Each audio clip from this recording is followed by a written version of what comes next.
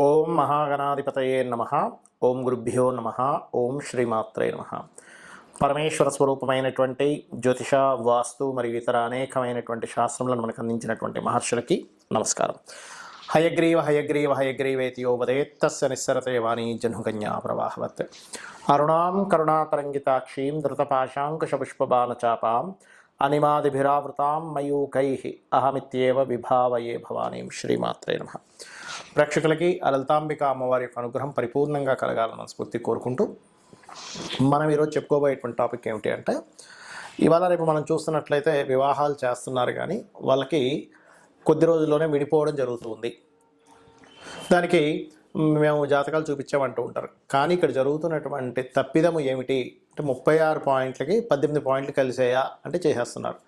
అలా కాకుండా 18 పాయింట్లు దాటిన తర్వాత ఉండేటువంటి ఆ వర్ణకూట ఏవైతే కూటమి ఉందో అది చూసుకుంటూ, దాంతోపాటు ప్రతి లగ్నము వారికి, మనకి మేషం నుంచి మీనం వరకు ఉండేటువంటి 12 లగ్నాల వారికి అసలు ఏ ఏ విషయాలు పరిపూర్ణంగా చూసుకోవాలి, ఎక్కడ మనం ఫెయిల్యూర్ అవుతున్నాము, ఏ విషయాలు చూసుకుంటే భార్యాభర్తలు చక్కగా కలిసి ఉంటారు అనేటువంటి విషయాలు ఇప్పుడు మనం 12 లగ్నాలకి తెలుసుకుందాం. అదేవిధంగా ఈ విషయాలు చెప్తుంది నేనైనప్పటికీ కూడా చెప్పిస్తుంది సాక్షాత్ లలిత అమ్మవారిగా భావిస్తూ, కుంభలగ్నము కుంభరాశి, మకర లగ్నానికి ఎలా అయితే శనో కుంభలగ్నానికి కూడా శని. అయితే ఇక్కడ మకర లగ్నానికి కుంభలగ్నానికి ఉండేటువంటి వేరియేషన్స్ ఏమిటి అంటే, కుంభం వారికి సప్తమాధిపతి రవి అవుతాడు, మకరం వారికి చంద్రుడు అవుతాడు.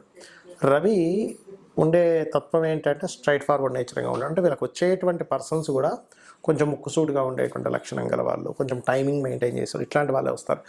ఆ సప్తమాధిపతి పాడైతే ఆ లక్షణాలు పోతాయి. కానీ కామన్గా అయితే గవర్నమెంట్ రిలేటెడ్, మెడికల్ రిలేటెడ్, కొంచెం రాజకీయ సంబంధించిన టచ్ ఉండడము, లేనట్లయితే కొంతమంది సీరియస్గా ఉంటూ ఉంటారు, వాళ్ళ తత్వం అలా ఉండడం జరుగుతూ ఉంటుంది.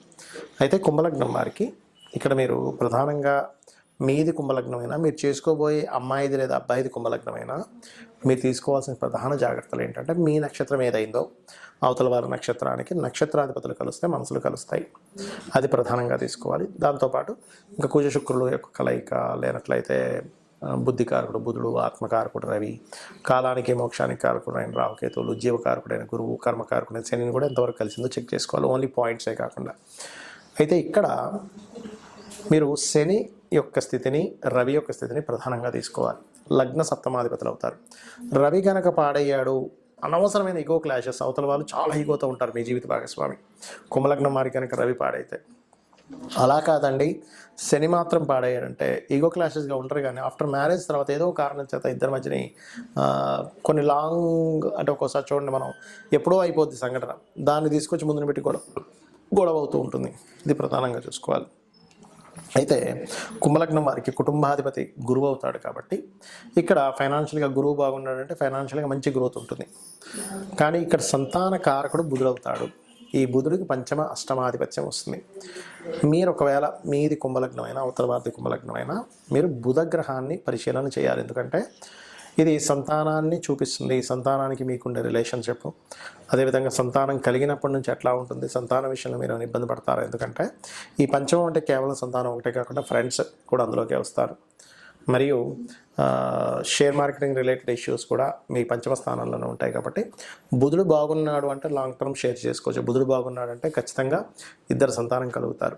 బుధుడు బాగున్నాడంటే ఫ్రెండ్స్ ద్వారా ఇబ్బంది అనేటువంటిది ఏమీ రాదు. అయితే మీరు మీకు గనక వివాహ జీవితం బాగుండాలి అంటే నవగ్రహాల్లో శనికేతు గ్రహాల దగ్గర దీపారాధన చేయండి, సూర్య నమస్కారాలు చేయండి. ఒకవేళ మీకు సంబంధాలు కుదరట్లేదు అనుకుంటే ఖచ్చితంగా బాగుంటుంది.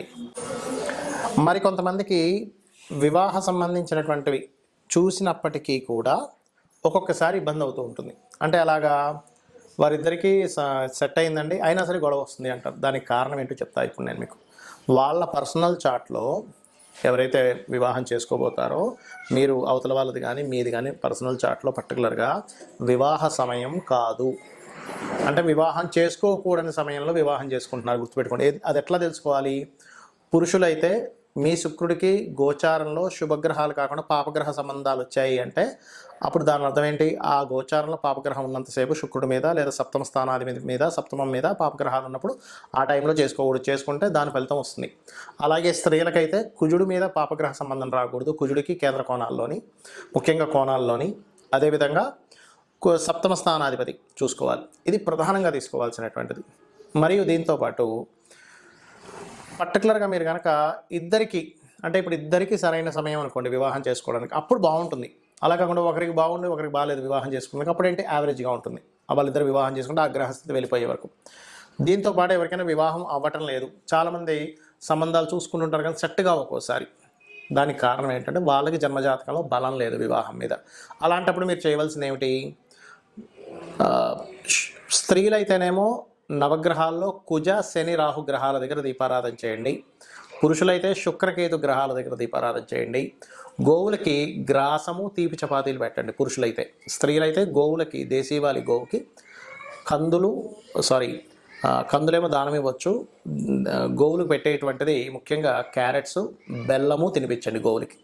దీంతోపాటు వివాహం అవ్వట్లేదు అనుకునేటువంటి వారు ఓం కామేశబద్ధ మాంగళ్య సూత్రశోభిత కందరాయై నమః, లేదంటే వివాహం అయింది కానీ మా ఇద్దరి మధ్యన మాటి గొడవలు వస్తున్నాయి అని అనుకున్నప్పుడు మీరు ఏం చేస్తారంటే ఓం శివకామేశ్వరాంకస్త శివా స్వాధీన వల్లభాయై నమః.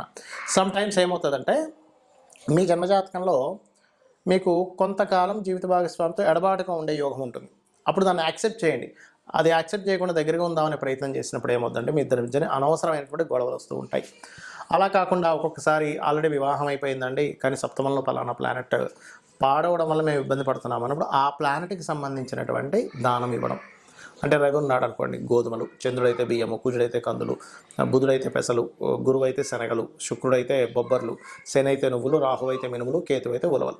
ఈ రకంగా దానం ఇవ్వచ్చు. లేదా అధిష్టాన దేవతలు అంటే సూర్యభగవాను ఆరాధించడం, రవి అయితే, చంద్రుడైతే అమ్మవారు, శుక్రుడైనా అమ్మవారిని చేసుకోవచ్చు, గురువు అయితే దత్తాత్రేయుడు, శని అయితే శివుడిని లేదా ఆంజనేయ స్వామిని, రాహు దుర్గా, కేతు వచ్చేసి గణపతిని, ఈ రకంగా కూడా చేసుకోవచ్చు. బుధుడైతే విష్ణువుని. అంటే అది యాక్టివ్ అవుద్ది. మీరు ఎప్పుడైతే ఆ గ్రహం యొక్క అధిష్టాన దేవతకి చేసుకుంటారో ఖచ్చితంగా యాక్టివ్ అవ్వడం.